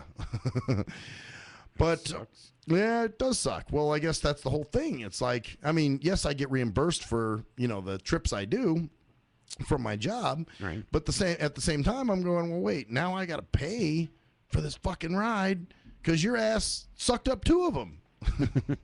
So, yeah, just real unprofessional fucking people, man. You don't kind of like you heard me saying with E-Ray C last hour. People are just fucking unprofessional, and it's okay. People make allowances for it now. Oh, it's all right. You can be an unprofessional fuck, and it doesn't matter. You can fuck people over, or even with you too. With people say they're coming over to do shows, and yeah, I get that a lot. Yeah, and then all of a sudden they don't show back up, and then do they ever run into you again and oh, yeah. feed you more bullshit? Yeah, I ran into remember that time I was supposed to have that company through someone else that's here now. Oh, yeah. And they were going to have me go over and teach them, and I was going to do it at a very cheap price and move it over. And, yeah, I ran into them at a 99-cent store. Surprised they didn't even go the other way. Why even feed you? What was their line of bullshit? They didn't say anything about it, and I didn't touch on it either. Oh, they just said hi to you? Like, hey, how's it going? You look good. You look good, that kind of stuff. Okay, all right. So it was just that stuff. Yeah. Okay. Well, yeah, because I actually get ones that they talk about it again. And I'm like, well, what's the point? You might as well try to avoid the subject or avoid me, period. Yeah, I wouldn't have wanted to go in any direction with him with it. I would have been like, hey, it's already done with. I don't even want to discuss it. Yeah, exactly. So you decided you didn't need me, so hey, so be it. Yeah, well, and that's it. And then, of course, but see, that's the shit that happens with our program. Until motherfuckers need us, then all of a sudden they're screaming and crying and begging us to come out there. And I'm just like, if your stupid ass would have fucking had me come down earlier, then maybe some of this shit would have been avoided. Right. But hey, it's. I had one time an activities director that offered to actually come and pick me up from my work. Wow. I was like, look, I got to schedule rides to get down there. I can't just. Well, I could come pick you up. No, bitch, you're gonna wait, just like every fucking body else. So, yeah, that's the whole thing. Which, yeah. And like I said, and since I can talk shit about women now, yeah, you can, punk ass bitches. I actually, it feels good to say that. You know that? Punk ass bitches. Punk ass bitches. You nothing ass once a month bleeding bitches. Aren't you going to talk about tits out getting coffee things? Well, we got that too. Yeah, we got those people too. But yeah, that's the other thing with women. Same shit. The ones you want just blow you the fuck off and claim they're busy all the time. They've got so much in their life and they just can't possibly. Then you got the other they bitch. Tell you they got stalkers and won't talk to you. Yeah, that's just where I'm going. You got it. That's the neighborhood I'm driving through right now. But then you got these other lame-o bitches that are just readily available all the time. Right. Just up your ass. And, although I got to say that one, remember that asked me to coffee a few weeks ago? Okay, yeah. She hasn't popped up, which I'm glad for, and I'm hoping doesn't happen. So you're hoping she doesn't come for the coffee? Yeah, or ask to go. Yeah, because I wasn't really into her, if you remember. So yeah. I was just like, no, I'm cool. She seemed to have been into you. Well, that's it. That's the point. The ones I want don't want. The ones I want, don't want me, and then the ones I'm trying to avoid, are all over me. So, I could see if I was a non-attractive dude who just didn't turn women on, then, after a while, you kind of learn to deal with that. But being that I attract the wrong ones, I'm like, okay, so obviously there's something attractive about me. So, well, didn't we talk about this man thing before? Well, yeah, I'll tell you that. Seems like that's where God wants it to go. Come on, just suck a dick. We do another test. No, we're not gonna do any more tests. I'm done with fucking tests. Fuck a test. So, although here's the thing, man, and I was thinking about this morning, and I think it's because it was a dream I had, and it had nothing to do with relationships per se, but I had this weird. It was something. I was on a boat, and there was a guy. Or there was some guy that was like beating up on this younger kid, like abusing him. Like, "We fucking idiot, you did," and he was abusing the kid. And so I woke up and I started thinking about abusive relationships and shit like that. And I was like, I think that's part of the reason that I've actually never lived with a woman. Right. Because I'm afraid of getting, into a situation where, okay, we're doing good, we're getting along great, and hey, let's move in together, we can get a place. Then you get a place with this person, and then they change. And then all of a sudden... You're stuck with it? Yeah, they become abusive. And my thing is, my rule is, and I've never had a woman hit me, but if I did, I'd leave. I'd be done. I mean, that's it. That's so it would be a one-time, that's it deal. Oh, yeah. Yeah, that's a super deal breaker for me. I mean, if as soon as that happens, there's no negotiating, no talking, no discussing. I'm gone. I'm out of there. I don't give a fuck what was going on. You don't care how good it was? You didn't take your medications, whatever the fuck is happening with you. I'm not going to do it because I'm not going to take that shit. So, yeah. And I guess I don't want to get in a situation where, all right, now I fucking, sell my place and now I'm living at your house. So you've kind of got me at your whim, or you're living at my house, and you're moved in and your name's on some shit and, whatever. Or if they just moved in and was there for more than 30 days. That's it too. You now sometimes have to go to, you have to get them, you have to evict them literally and give them 30 days to move and the whole eviction thing. Yeah, I know this lady who was on, actually didn't, I want to say Military Jeep went through that, didn't she? I don't know. I didn't talk to her about that. That's possible. Because I saw something on Facebook. It was either her or Holram was writing something about just had to evict this person or something like that. Recently? No, it was a couple years ago. Yeah, that may have been her. I don't know. I'm trying to remember because, yeah. Maybe it was her and her ex. Because there was somebody they kept complaining about, and they said that they were messy, and it was a guy that was living there, I think, as a roommate. And he was messy, and they were bitching. Yeah, because it had to be like 2 years ago, because it was Holram, which is her wife. Yeah. So she was the one? It wasn't Humvee? No. Okay. I didn't know Humvee back then. Oh, okay. I don't think I met Humvee till last year. So last year? Yeah, I think last like March or April or March of April of 2014. Oh, I thought it was longer than that. Because it had to have been because she come down to the old studio. Yeah, but we were still there for a couple months prior to maybe her driving me and shit. And you guys, you didn't really you saw each other once in a while, but you never really talked or anything. But no, this was definitely Holram. I remember that.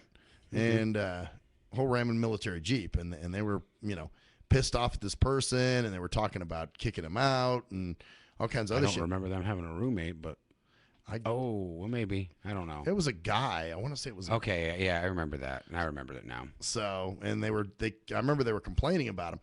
Anyway, yeah, I don't want to get into one of those situations where I'm like, oh, fuck, now over this, now I got to kick someone out or vice versa. I'm leaving on my own. So I never want to get I don't like being in a compromised position, like to have all my shit. So I wonder, man, if that's going to prevent me from ever having, like a real relationship. It could. I mean, because, that's always a big risk you take. Right, exactly. So if I can't get over my trust issues. Yeah, you may not ever. Yeah, I mean, you there's got to be a part of you that allows it to go through, whether you have it or not. You just got to wash it away as best you can. Well, see, the thing is, that's why I've got to date somebody for a long time before I know for sure, okay, this is going to be okay. I mean, I'm with Humvee, and I still got my trust issues at times. It's just, anything that's happened to you before more than one time, you start to become leery, and sometimes you see things that may not be there, or you just don't want to miss anything, so you start, whatever the situation is, you do become very leery of a lot of things. Well, I'm sure there's some deal breakers for you. Things where right away, like no questions asked. Yeah, no more, of the other man thing, shit like that. I won't do that no longer. You're no longer gonna have sex with another man, huh? Well, no, I'm not gonna watch you do it. I mean, I'm not filming it for you, and how much you pay me, and how many free cheese biscuits I can get, or whatever the fuck those things are. You know what that sounded like? That's why I had to go there. When you said no more of the other man thing, I'm done with that. Well, yeah, with the woman. Oh, I know what you mean, though. Yeah, stepping doing her thing, I'm just no longer doing it. It's not happening. Right. Well, and that's good. But I mean, you guys have worked out. But you guys are still dating. You're not moving fast. You're not doing stupid shit. No. I mean, well, we're together. We're exclusive to one another. At least we better be. Right. But it's not going at a quick, fast pace. See, that's the thing. When people try to rush. See, and that was the thing with Koala. Like, she wanted to rush me moving out there to Colorado. And I'm like, whoa, hey, hold the fuck up. We got to make sure that we can work. Give this a year, and then we can start talking this shit. But you almost did it. You don't want to lose it, so. Yeah, well, that's it. And I'm glad that, but see, there were things that were keeping me from obviously, I couldn't do it on a whim like that. I mean, that's not something you can just do. If she lived here, that would have been easier to do, and that might have happened had she lived here. But, so yeah, man, my fucking issues of, this could be bad, like my alarm goes off, man, my mental alarm. So, and you saw me, I mean, with Shell, I knew right away, and I was kind of keeping her at arm's length, for a long time. Right. But there was a point where I was like, okay, time to shit or get off the pot. Let's fucking do this, So. And you got off the pot. I got off the pot, sir. Wipe my ass and everything. There was no shitting involved. No. Well, there was plenty of shit. Right, yeah. For the last 6 years, but with her, I knew right away that would get ugly because of how she was, and I knew that, Right. But even certain other people, like back when I dated Cockatiel years ago, she had made a comment at one point. Oh, I had a dream that you offered to move in with me and help out with bills, and I kind of started laughing, and I said, yeah, that definitely was a dream. Yeah, that's a dream, all right. So, but so that's been the thing that's prevented me from living with anybody like that. Just the fear of yeah, being stuck into something and trying to figure a way out of it. Right, exactly. Or where it's abusive or something like that. Because I don't want to be caught in that, man. I'm a little more compromised than your average guy. Well, yeah. So that's why I'm like, okay, I can't just hand over the keys and let you roll, That's just not my thing. It makes sense. I mean, you can't always do that. And even somebody with sight's pretty much in that kind of position. Yeah, but they can find other ways, I mean, I don't know. As a sighted person, there's more options that are, more options open to them.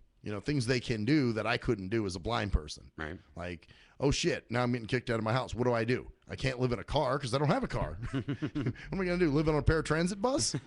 just keep riding around all day. Yeah, and just park this thing at the yard. Leave the air on at night, will you? So, yeah, so sighted people have a little better edge than I would. Okay. So, and I think that's why I haven't really gone there. So you think you're ever going to be able to? That's my next question. I don't know. I'd like to be able to, but, like I said, if I can't get past certain... Although, like I said, I'd have to be with somebody for a while and comfortable with them, And there's been a few women, like I said, if Koala had lived here, that would have been very easy for me to do. Right. But, a lot of other women, right away they talk that... Matter of fact, when I was with Kaylee, her daughter said that at one point. Why don't you guys move in together? And right away I got this, oh shit, in my stomach. You get that gurgly feeling? Yeah. Oh, it wasn't a gurgly. It was more like a jerk, a surge. Like an almost instant dump in your own underwear? Yeah, pretty much. Almost like when somebody tells you that FBI agents are looking for you. That kind of dump, Yeah, that one there. So, yeah, man, It's the whole thing there. So we apologize. We had a split there for a second. Yeah, just during a break. So the only thing they would miss is going to be commercial. Yeah, but you see, I'll try to draw people to my YouTube channel. I guess now I'm gonna have to send them to yours because Why for that? Yeah, unless we wait on you to upload the whole thing, but Maybe I'll get it done tonight. Well, that would be really awesome, man. Yeah, I may be able to get it done tonight, depending if it sends it up and does what it's supposed to when I leave here. Okay. But if that's the case, you can at least. Probably what I should do is send them both up, and then you can send the one to him of just his interview. Well, that's what I was gonna do that anyway, but I figured now you don't have to worry about it. It's broken off, so you can just take the first one, send that out. Yeah, but I want to send one to my YouTube channel. Well, just send that to your. Just download that to your YouTube channel. Yeah, but it's a half a show. Okay. I'm sorry, man. That's fine. I can do it. Doesn't matter either way. I just try to make it easier to send it to him if you wanted. Yeah, I know. I'm just we'll see what happens with fucking technology's been buttfuck today. Right. I tried to upload last night's show and that clip converter site was being bitch made for whatever fucking reason. They're doing routine maintenance. Oh, hey, Orly, climb under the desk and do me some routine maintenance. Right. So I was fighting with that shit. So I still got to upload last night's show. Which I can do. I'm like, damn it, why did it split it? But I don't know, man. I'll get you pizza or something if you upload if you can get the full one uploaded at some point, man. What, today's show? Yeah. I'll try to get it done as soon as I get home. Okay. Well, but you all heard that. He's going to give me pizza. Yeah, and I will. Pizza or a pack of smokes. So take your pick. Something. Yeah, whatever happens that night and we want or need, whatever. Or a situation comes up. Or something. Like if we don't have no munchies, we'll order pizza if we're hungry. Yeah, exactly. I mean, or like one day I'm like, oh man, I don't have no more money for smokes, and I got one more day. Right, or something. We'll think of it, but remember that. That's why I put it on the archive because I'm like, because man, I really would like to get the full show up there, man. Like I said, I'll try to get it done as soon as I get home. All right, cool. So that way, it probably won't be up till tomorrow, just so y'all know. No, it'll probably be up tonight. Oh, tonight? Yeah. Oh, okay. All right. All I gotta do is put it together and That's and true. send it out. You do work fast. Yeah. So, and that's that. The other times when they broke up, the only reason I was unable to do it is because there was times I was actually at Danielle's. She had no internet connection. Oh, that's right. You'll have internet connection. Yeah, I'll be home tonight. Okay. All righty then, and that should work, man. Yeah, because I'm not going to her house tonight. Cool. Yeah, man, I would really appreciate that. I'll do her. You do it. I thought you did her last night. I did. Nice. 3 times. Nice. I don't know how I can continue to do this, though. I'm like an old man here. Well, I make her, But see, that's I when keep her very happy. But that's when says. you know you're into somebody, when you can have that marathon sex, Yeah. I mean, there's some women where I'm just ready to toss off in their face and then I'm finished, I'm like, okay, you can leave now, bitch, She claims I make her very happy, so I hope that's the truth. Yeah, but I guess she's making you very happy too. Oh, yeah. Because, I mean, you gotta get there to where you perform. And, yeah. But, no, you guys are doing the right thing, man. I think you're taking it at the right speed. No dumb shit. You're not just jumping into things and, No, because we see each other. We don't always see each other, but we do. I'll see her Thursday again. I mean, sure, you'd like to see him more, and obviously this last week we've only seen each other once. Right. In a week, and I got to spend it last night. I only got to go home and get up early this morning and leave, so we only got to really spend, like, from last night from about 2 or 3 hours till we went to sleep and woke up and ran. Right. So, but, you do what you do. Yeah, well, that's all you can do. But at least she realizes that, because you'll have some women, I think I don't know, man. I mean, I think a lot of women are pushy, too. No, there are some, yeah. Where they're like, I want this now. I want you to move in with me or else. Yeah. And you're just like, no. I mean, we talked about moving in after she comes back from her deployment and after she gets readjusted to being back, then she's talking about, but we're not talking, that's a ways away yet. See, that's how it should be, Why does everybody rush everything? Some people are going to die of cancer. Some people are just stupid. Some other people are just impatient. I think I think B was correct, man. Some people are just stupid. It's like, you got to get this super shit going on right away. Like, oh, you got to get engaged. You got to get it.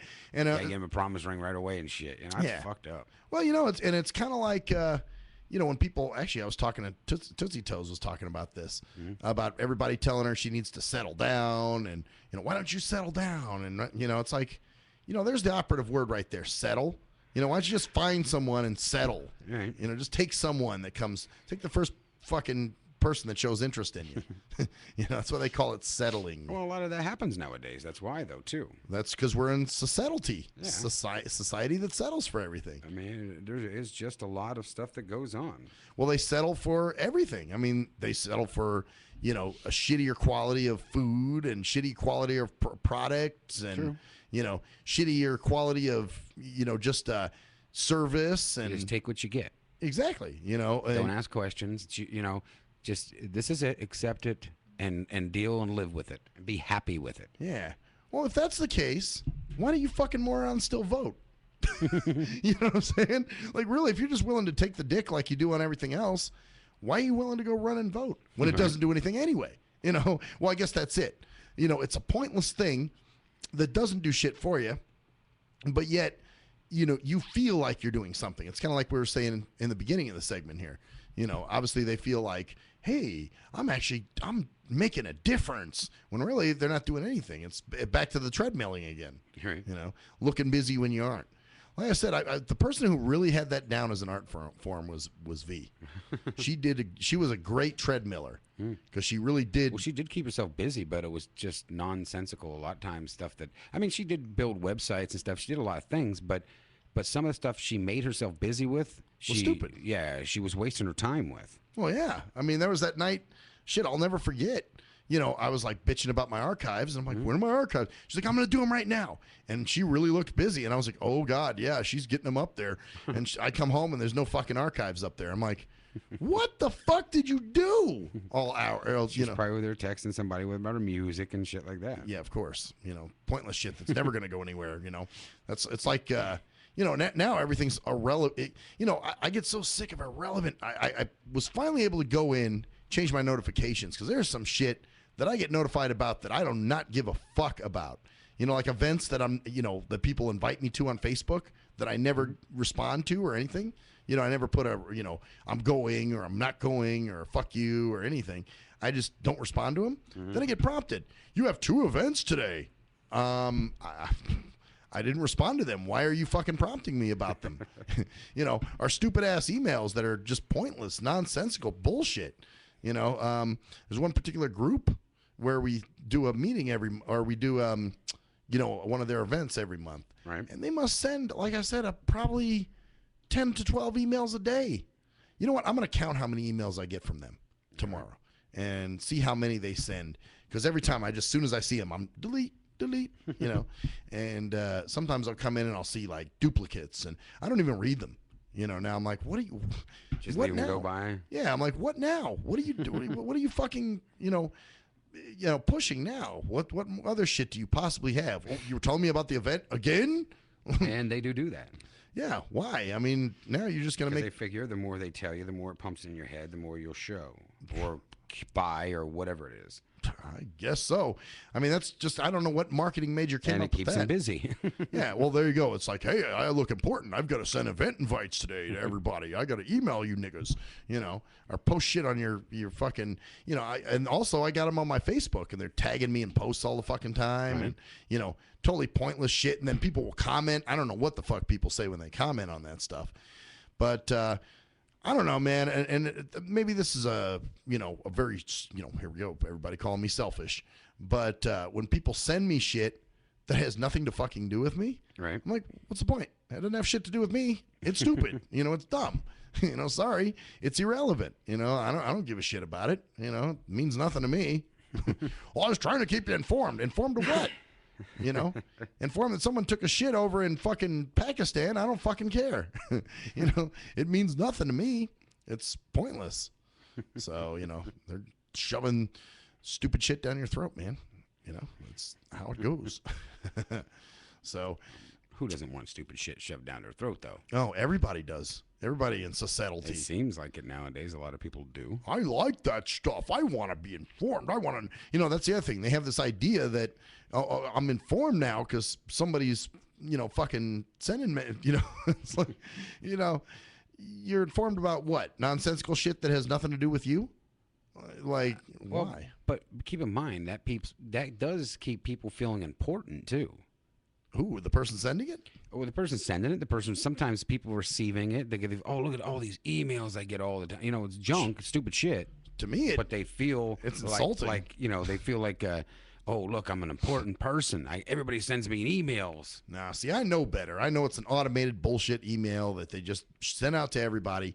You know, they weren't Once thinking. again, that would have to kick in with some common sense. Right? Oh, you're right. Okay, yeah, I know how that goes, man. Today's society and common sense, that's just they don't match up. They don't work. They don't go together. You know. So, and that's why It's like the old Sesame Street thing. One of these things does not belong. Man, a lot of these things don't belong anymore. You know, you get these dumb fuck emails, and it's like, okay, this is just an automatically generated thing. Well, did you hear about Snuffleupagus? They got rid of him. They did? Yeah. Why? Because he's not a real animal, and they don't want to trick kids. Oh, Jesus fucking Cookie Christ. Monster is no longer the Cookie Monster. He is the Cookie Monster, but he likes vegetables better. Oh, because it's healthy, promotes health. Yeah. What the fuck? Oh, go on and look at the list. Go on to Google tonight. You'll see all the ones that... The new Sesame Street characters? Yeah, there's... You know, the ones that go, yep. The Martians? They talk now because that was something for kids that was stupid, and they couldn't understand it, and... But that was the whole point. Yeah. You know, it's they a Martian. Talk now. They talk like sophisticated. Yeah, they don't do the yip. So they're like, oh, gee, what is this, a telephone? Yeah. They don't even do that. They go on adventures now. That's so pointless. I mean, it used to be so cool to see, you know, I guess it was a spaceship that they were in or something. And they're going, yep, telephone. I mean, that's what, you know. To help them pronounce, right. Yeah, it's teaching kids how to pronounce things. Well, the thing I couldn't understand was they said that Snuffleupagus had to go because he was an imaginary thing. It was not a real animal. What the fuck is Elmo? Elmo's not an animal. Well, yeah, what's an Elmo? Elmo is he's a little monster. Yeah, so he's not an animal, so why the fuck is that annoying Elmo still there? No, Elmo annoys the fucking piss out of me. I hate Elmo. I fucking hate it. Oh, Mr. Quacky, and the fucking thing. And the funny thing is, when I was watching Sesame Street, they were bringing him on, and I didn't like him then. I'm like, what the fuck is the point of this thing? You know, I like characters with like Big Bird, Oscar the Grouch. They don't have Miss Piggy on anymore. They don't have Kermit, which is kind of funny. Well, that's what they are. They're still Muppets. Remember, Kermit used to be. That's where you got to start from. Yeah, Kermit was Sesame the Street. host. Yeah. Yeah. Howdy ho, Kermit the Frog Frog here. Witness News. Yeah, here. Eyewitness News. Yeah. And they don't use him. Now, they are real animals. It's a pig and a fucking frog, but yet they won't put them on. I wonder why that but is. Snuffleupagus. Let me guess. They took care of the Oscar the Grouch, too. He's gone, too, right? Oscar the Grouch is not grouchy anymore. He's just mildly upset. I'm not kidding you. I mean, when you listen to him, when you watch him, he's like, what's his inchworm name? That little Slimy? Slimy. Yeah. He's not mean or mad anymore. Why?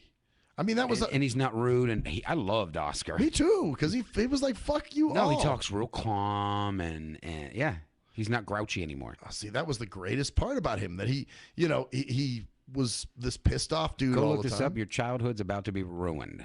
Wow. They had these committees get together of parents and decided what they didn't want to see on Sesame Street any longer. Wow, amazing. I mean, to me, it's what shaped who I am now. Yeah. I mean, the whole show, not just, and all these different characters and how they acted. I saw it the one day, and I was like, what the fuck is this? Because I was with Humvee, and I was a little boy. Yeah. And I'm like, why is Oscar talking like that? I thought, I thought it was just the episode where he was depressed or something or dealing with. No, he's just not grouchy anymore. He's talking normal, kind of. He still has that little gruffy voice, kind of like but this. not as he's, no, he don't do that. No, like he doesn't get away from my trash can. No. Wow, that's very upsetting, man. I'm sorry to hear that. Anyway, bitches, I'm Maxwell Silverhammer. I am relaxed GJ Jerkman, and that's the story there, bitches. See ya.